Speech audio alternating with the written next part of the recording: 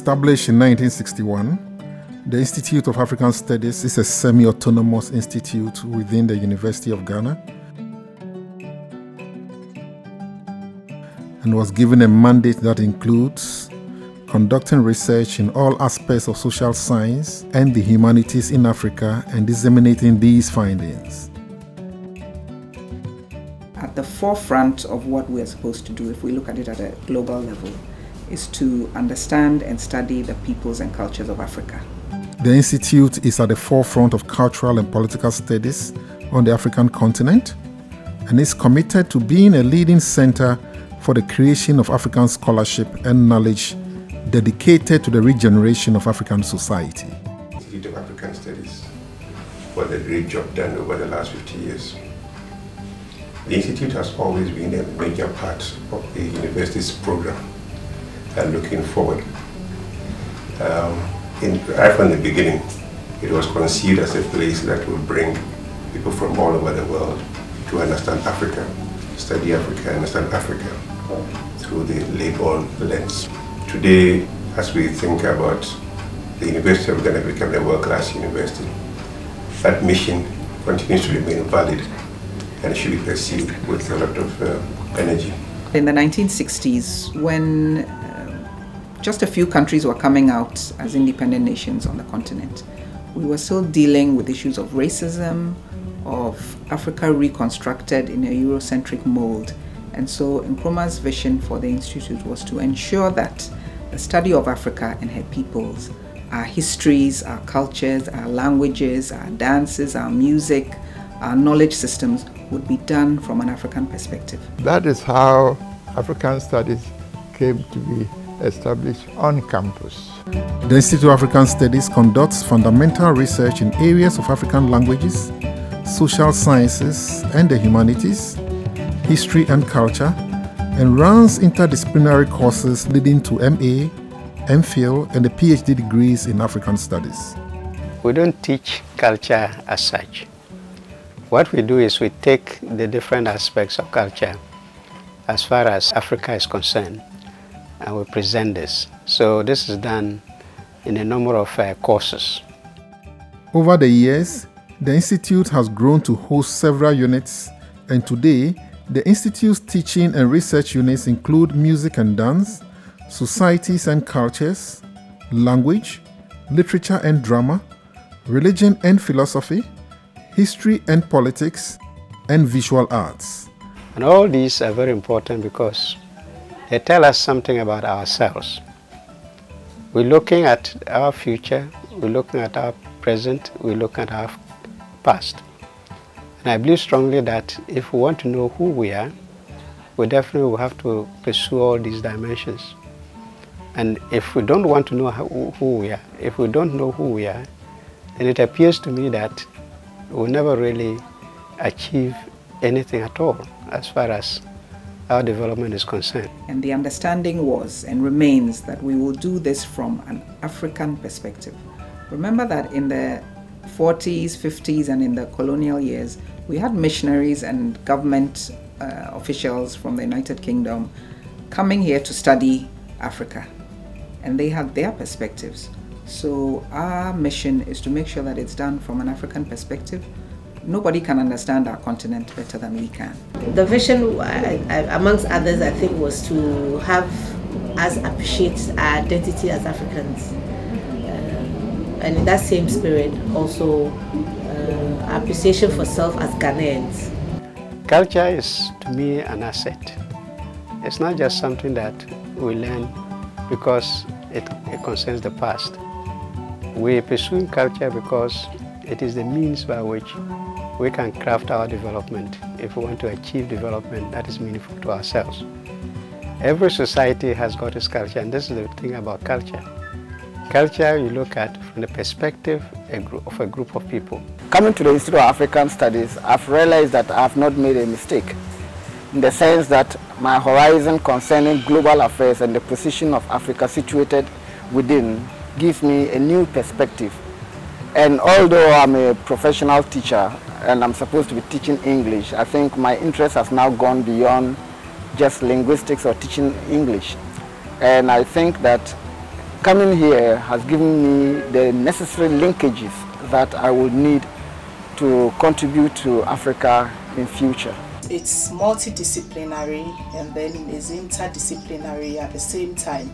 And we have among faculty, we have people from diverse backgrounds. I, for instance, had my initial training in administration in this university, and I find myself here. I'm involved in teaching 2 gender courses, culture and gender in Africa, and gender and development in Africa. And I also teach a level 200 course which is called Issues in Africa's Population. The Institute also organizes Introduction to African Studies and accompanying electives as part of the University of Ghana Required Courses, UGRC. Passes in these courses are a prerequisite for the award of the bachelor's degree of the university. To every single student who enters the University of Ghana, if you don't pass that course, you don't graduate from the university. And that has been the case from the onset. That course has been revitalized over the years, but it has always been the case that we've done that. Whether it's in the sciences or in the humanities, it should be a place where the University of Ghana tells the world how Africans understand science, and how Africans understand economics, how Africans understand politics, how Africans understand their history, and how that history fits into the history of the world. So it should be a place where our program for internationalization more or less is grounded. It should be the place where students come from the US to do PhD in African economics, who are coming to do PhD in African politics, who are coming to do PhD, trying to understand the sciences from an African perspective. So I see a very, very bright future, and I will encourage the University of Ghana to support all the plans of the Institute as it regenerates itself. There's every opportunity for us to project to the world a new image of what African universities can do. And IAS should be the place for us to start. Orientation courses are also available for special admission students from other institutions and agencies. Additionally, we have a library which supplements the Africana collection of the BAM Library, a publication section. We publish monographs and a journal that has been published since the 1960s. It was called the Research Review. It has recently been renamed and relaunched and repackaged as the Contemporary Journal of African Studies. This is a peer-reviewed journal, and people submit articles from across the continent and their diaspora as well. An audiovisual section that includes the holdings of the International Center for African Music and Dance, inherited from Emeritus Professor J.H. Kwabena Nketia, and which currently has portraits of Ghana's cultural heritage of over 10,000 materials on audio and video formats and 12,000 photographs. We have occupational songs like fishermen songs, hunters songs, and we have children's music, we have lullabies, we have Anansesem Imogo. Now Anansesem is no more in the system. We have Imogo, we have Odrija music, we have court music, all kinds of music, or unique kinds of our cultural heritage you can't find anywhere. All these things are in this archive. And our audiovisual section is now picking up, and so that is also an area where the Institute offers unique resources for scholars from Ghana and from the rest of the world. The Institute also has a museum with a variety of collections, include Asante gold weights. The museum as a research facility, you have artifacts that are embodiment of our culture as people of Africa. There are some courses in art history, there are some courses in archaeology, for instance, that students are required to come to the museum and have the hands-on practical aspects of it. As far back in time as 1400, our forebears were producing gold weight as implements, a standard measurement to weigh gold that. Nowhere would people see that in the past people were using such implements to weigh gold as currencies, for exchange and transactions to be done. We have series of exhibitions we run. One way we also engage the public is a sculpture garden. It's quite vital, as the Institute is demonstrating, to put together the audiovisual section, in order that people can have access to the living culture and to be able to relate with it and understand it better. I am an optimist. I think that it looks bright. There are many things that we are doing and many more things that we can do. The current Kwame Nkrumah Chair, Professor Gordon, is very excited about libraries and museums and archiving and documentation. And so we've written a number of grant proposals, particularly in line with that, so that we can build a new and a better library. We should be able to showcase the things that we have here, the materials that we have here, all over the world. And when I say all over the world, it's not that we are carrying our stuff all over the world, but if we digitize it, then anybody sitting anywhere at the click of a button can access our materials for a fee. One of the sections of the Institute of African Studies is the Language, Literature and Drama section. We look at the trends in literature, literary traditions of Africa, and also oral literature in Africa. We study literature of Africa, looking at contemporary relevance of literature and the ideologies that informed on the different aspects of literature in Africa. This section has also been host to some illustrious forebears like Efwati Sutherland and Ama Atai.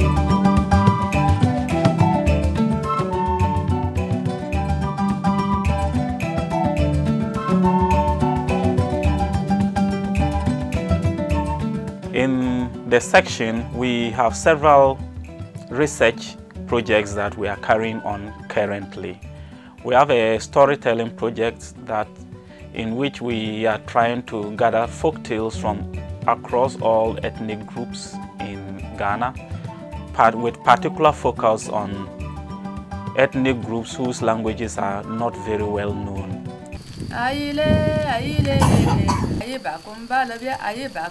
So that these will serve as a record of their language. We also want to create a depository of stories where people can do studies without having to go to the field themselves.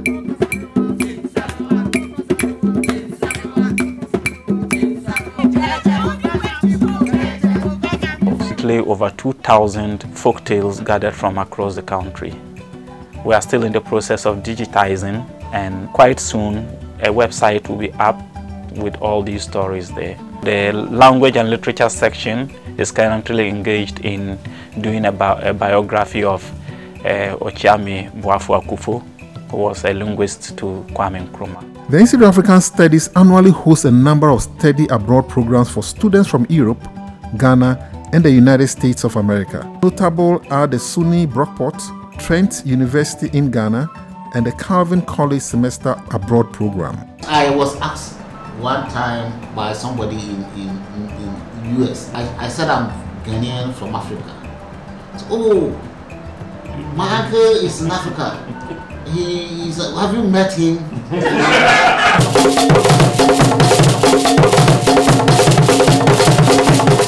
The Ghana Dance Ensemble of the Institute of African Studies is the original national dance company, a resident professional dance company which was started in 1962 by the then Ghana Institute of Arts and Culture to link the University of Ghana with the National Theatre movement.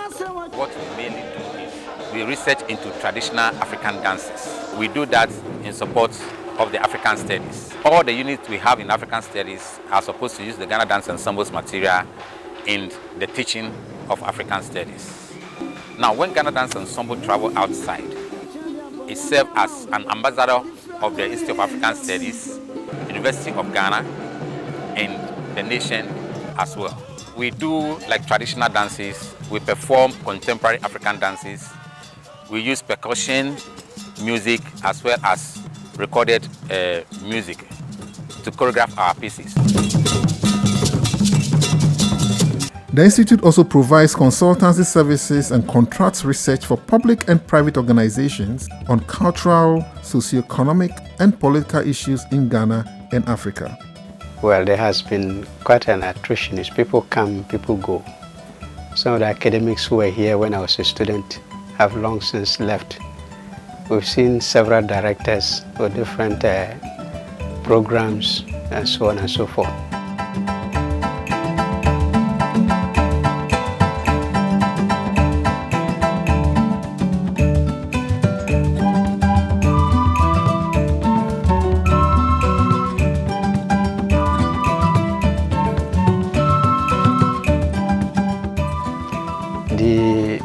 The work of the Institute itself has also changed somehow.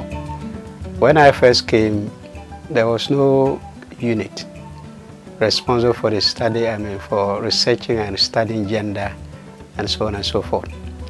But we all know that today, gender is one of the key issues that the Institute of African Studies is noted for.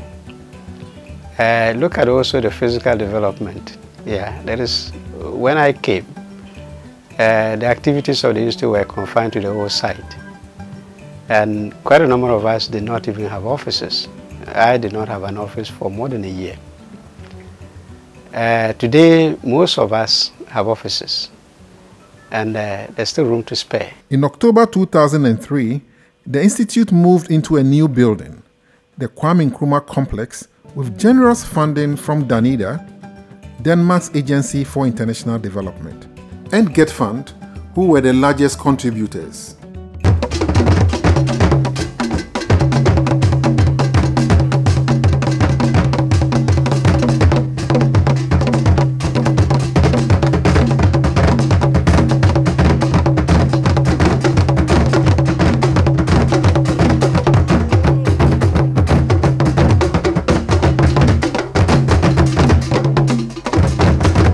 The new building has greatly expanded the facilities available for the work of fellows and students. The ICT Unit is set up to provide complete IT solution and services to fellows, staff, and graduate students of the Institute. The unit can boast of a computer lab that is equipped with a number of desktop computers with high-speed internet connectivity. We also have a reliable wireless internet facility for users with laptops and mobile devices. The provision of these facilities enhance teaching and learning in the Institute. The unit is also responsible for the development and maintenance of the Institute website. The building includes a museum and the Kwabena Nketia Conference Hall. This hall was named after world-renowned ethnomusicologist and first Ghanaian director of the Institute, Professor Emeritus J.H. Kwabena Nketia, and provides space and setting to host meetings for more than 100 people at a time. Over the years, the Institute has partnered many institutions to carry out its mandate. Among these are Ford Foundation, Nufu, Aluka, Osiwa, and others. The most recent are the Guinness Ghana Breweries Limited and Anglo Gold Ashanti, who have supported and funded the Kwame Nkrumah Chair in African Studies. The Institute plays host to the Kwame Nkrumah Chair in African Studies, which is open to Africanists the world over and is to encourage and provide space for African-centered research by renowned scholars. Now, the chair creates a platform for distinguished scholars of African Studies to come here and share their intellectual thoughts, their experiences, and their insights. The Kwame Nkrumah Chair at the Institute of African Studies at the University of Ghana was established in order to honor the late President Kwame Nkrumah, at least for three things. One, for his intellectual contributions to African life. Second, the first president of Ghana. And thirdly, for his leadership qualities in the Pan-African movement. This university is currently seeking to turn itself into a research university. What it means for us is that in the coming years, we should be doing far more research than we've done in the past 65 years. It should also mean that graduate work become central to what we do. In most universities, the latest research works are done by graduate students and supported by the faculty members. And that's exactly what we should be doing. So I see a future in which there will be many more PhD students at Institute of African Studies. And those PhD students will be working with faculty all over the campus, not only at the institute, but in many different departments and schools. I'm very optimistic that as we become a research university, research at IAS will be central to that process. The essence they gave me beyond passing the exams, they made me value myself more as an African, as a Ghanaian first, as an African, and also as a human person, as a woman, contributing my quota in the world in which I find myself. We can think and we know how to analyze and talk about Africa in a very academic way. The way forward is to build on its several milestones as we move forward. But perhaps most critical is going to be the application of knowledge creation. My view about African studies is that African studies is three-dimensional. It is about the production of knowledge. It is about the dissemination of that knowledge. It is also about the application of knowledge. So the challenge I see for the future is how do we transform knowledge into social action that will impact on quality of life throughout the whole continent.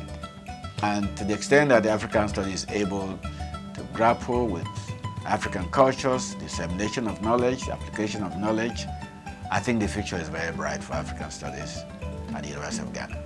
What I realized with this institute is that because it's a research institute, it actually gives people the opportunity to learn how to investigate social problems effectively. And so I think that those of us who have gone through the school needs to support the school to achieve the aim for which it was set up.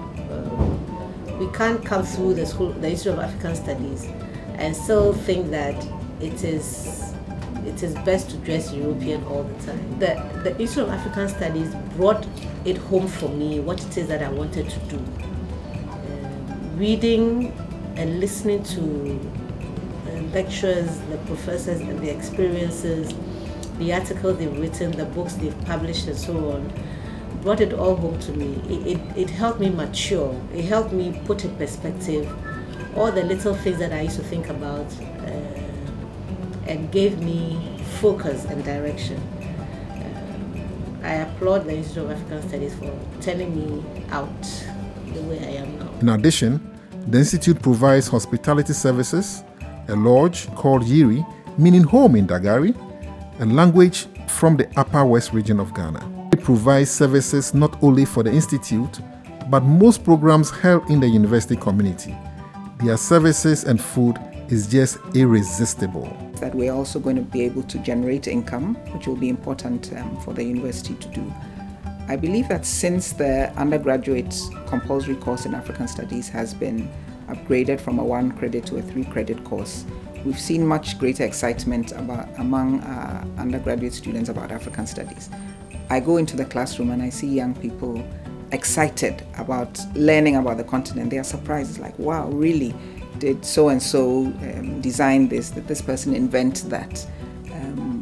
Marcus Garvey was able to engage this way with the African continent. Oh, it's true that Du Bois is buried here and that he was brought here by Nkrumah.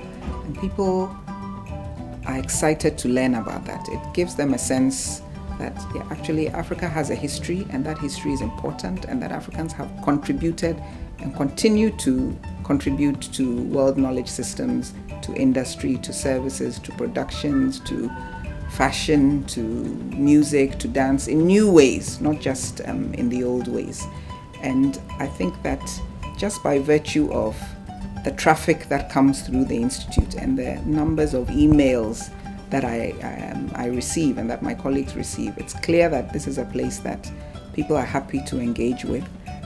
Every day literally every day when I open my email, there's somebody who wants to come here as an affiliate student, as a visiting scholar, as a Fulbrighter. It tells me that we're doing something right, and that if perhaps at home we are not as well known as we might want to be. Certainly there are people abroad who know what's going on here, and it really is up to us to publicize that a lot more.